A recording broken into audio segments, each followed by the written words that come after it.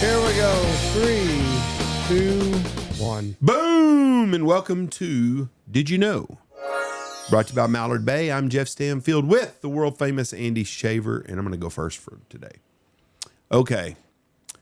James Bond. Do you know where James Bond was? Do you know where the name James Bond come from? I do not. It's come from a guy that had a book out called Birds of the West Indies by James Bond. Ian Fleming lived in Jamaica, and he had a bird watching Bible at his house in Jamaica, and he saw the name James Bond. He thought, that's what I'm going to come up with. Did you know the first James Bond movie was on network television? It was not very good. No, I did not know that. Yep. Thunderball was almost the first James Bond movie because Harry Saltzman and Cubby Broccoli got together with Ian Fleming to make out and try to make a Bond film movie. And they did the first movie, but what happened was another guy had come in, this Harry Saltzman guy, and he wanted to do James Bond. So they actually had two people trying to steal his stuff to have the movie rights. And they even actually did one with Sean Connery that was not, it came out the same time, so never say never, but it was never ever the hit that the other ones were. So anyways, I was a James Bond movie. I didn't really have a lot of James Bond stuff. I just saw that. But Roger Moore had a phobia of guns. Really? Yep. And so he did not like to be around the guns, but that was part of it. One of the other interesting facts is Lois Maxwell was in 14 James Bond films. She was the second most of any person in them, and she played Miss Moneypenny. She was given had the opportunity during Dr. No to become one of James Bond's love interest, but she read it and she didn't want to have to be in a bra and panties a lot, so she said, "I'll just take Miss Moneypenny," which turned out to be better because she was in it 1,000 times, or she was in 14 of them. The person that played the most movie was the guy who played Q. Q was in 17 different movies. So anyways, that's all I had really about James Bond. What I want to talk about is my favorite city in America. Do you know which city that would be? Boston. Yep, Boston. Boston is my favorite city in America. Did you know the Red Sox have a patent on the color Fenway green? Yes. I did not know that. I did. Did you know for 2 decades it was against the law for Bostonians to celebrate Christmas? Yes, I did know that. Well, so am I going to tell you anything new? Did you know much of the modern day Boston used to be underwater? No. The Commons, all that was underwater. They kept building that up and putting more soil, and they grew to Boston to what it is today. But it was back in the day, a lot of it was underwater. Did you know the Boston Marathon is the oldest marathon in the world?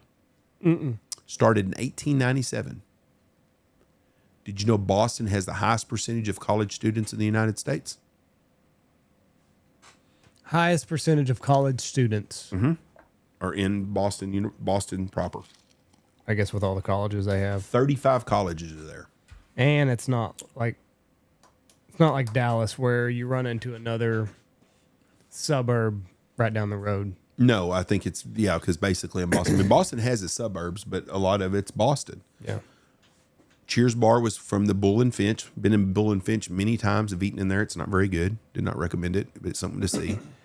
Did you know the Fig Newton cookies are named after a Boston suburb of Newton?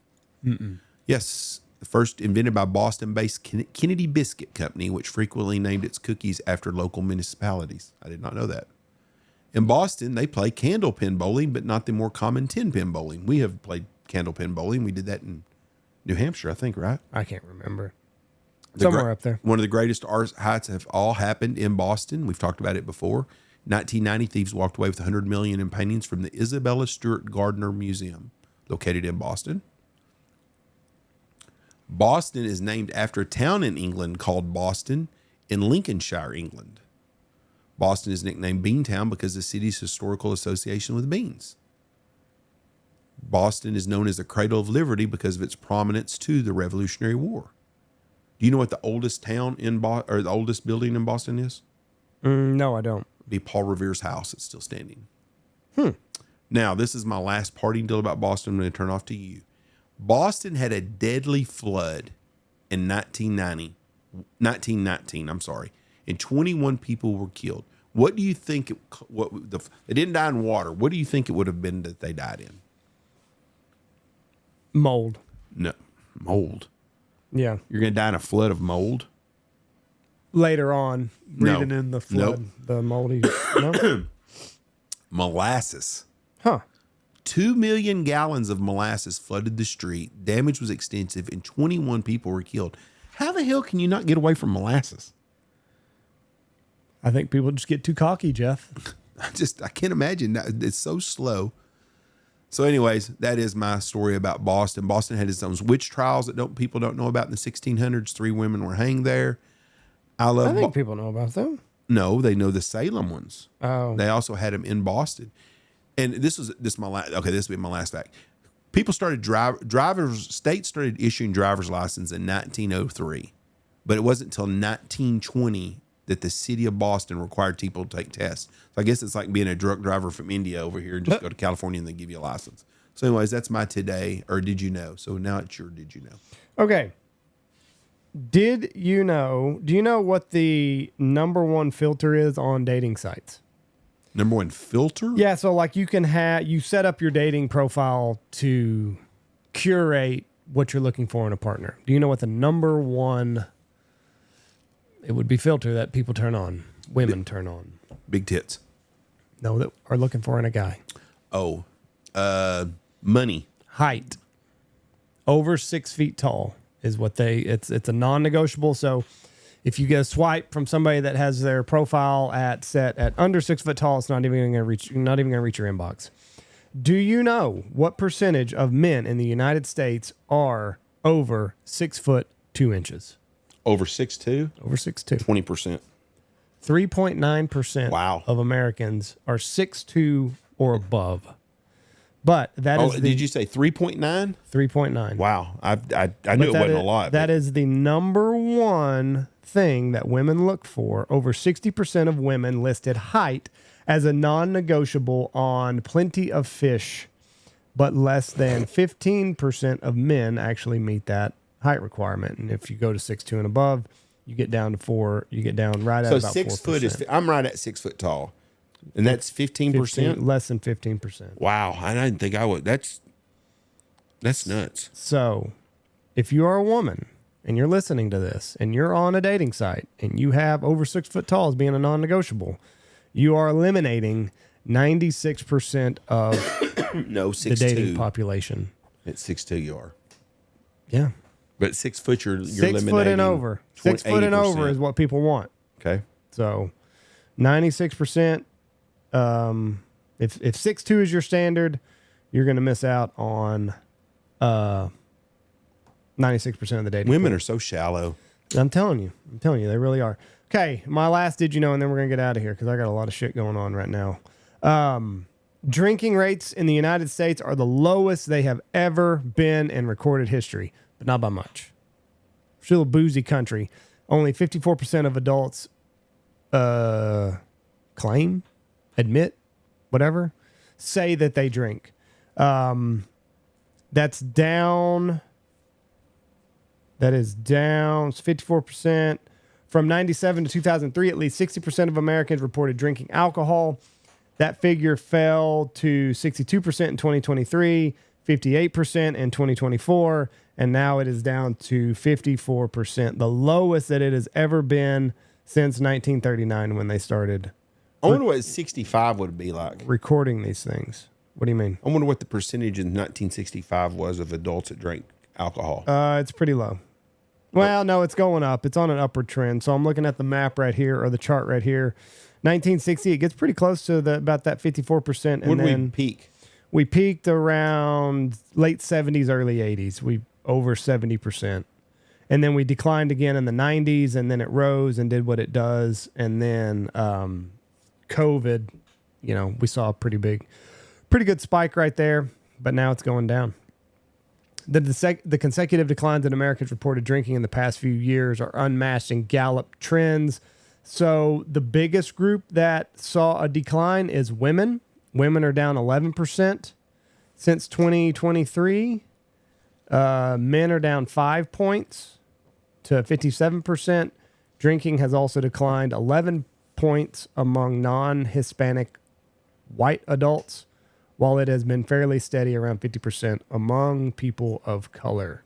I wonder if you took in the account, if you added in the percentage of people that take gummies now, I don't know. if that would equal close to what we were like in the late 70s. I don't know. Young adults had already become less likely to report drinking alcohol a decade ago, but that trend has accelerated, with the rate falling from 59 in 2023 to 50% today.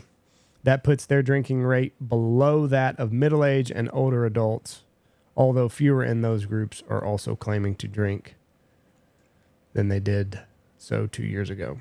So, Well, you're talking about stimulants real quick. I don't know if it's considered a stimulant. Is nicotine a stimulant? yes. I read a deal 3 days ago talks about nicotine fighting cancer.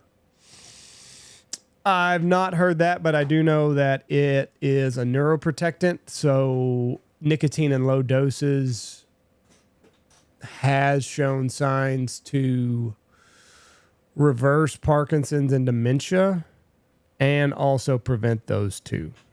So as long as you're not inhaling smoke's what's going to get you the carcinogens. But if you have nicotine gum, nicotine patches. Yeah, this was talking about not having a cigarette. Just Yes. nicotine in general in itself. is a great drug, they say, or very good. medicine. It's very good. It's And up it's there a- with caffeine. And it's a natural deal. Yep. So anyway, that's all I got. Drinking is down. I don't know. I'm sure something's going to replace it. We're not just raw dogging it out there. I wonder what smokers is like now compared to, I think it's way down. Percentages of people smoking now compared to the 70s. It's worth a Google. Smoking rate decline. This is according to AI and it's this according to Gallup. Cigarette smoking in the United States has significantly declined, reaching a historic low among adults. In 2022, the rate was 11.6%, Wow. a substantial drop from 42.4% in 1965. When I was a kid, every adult smoked almost. Right. And now I don't know anybody that smokes. I mean, I do, but you know what I'm saying? There's not very many of them that smoke. If you get to under 30, the rate is 6%. Under 30 at 6%. So the oldies are the ones that's propping up the numbers still. Mm-hmm. Well, good for the people. 35% would be the early 2000s of people under 30. It's interesting. So Well, good for them. good for you. You did it. All right. Smoking was so normal when I was in high school that we had a smoking area outside. Well, they had doctors. This is Camels is the cigarette referred to by doctors. If you're a doctor, you smoke Camels or stuff like that. So, Dad's Dr. Knight used to tell Dad all the time, Ron, if you want to drink, you just drink Wednesdays and Saturdays, and you can drink all you want, but just on Wednesdays and Saturdays. And someone asked my dad one time about it. He said, why would you take Wednesdays and Saturdays? He said, well, fuck, that's because it's not his days off for Thursdays and Sundays. He said, so he goes and drinks on Wednesdays and Saturdays because he ain't got to work the next day. that's funny. He said, that's why I did it. All right. Thank y'all for listening to us. God bless you. Have a great weekend. Be safe. Take care. Goodbye. Bye.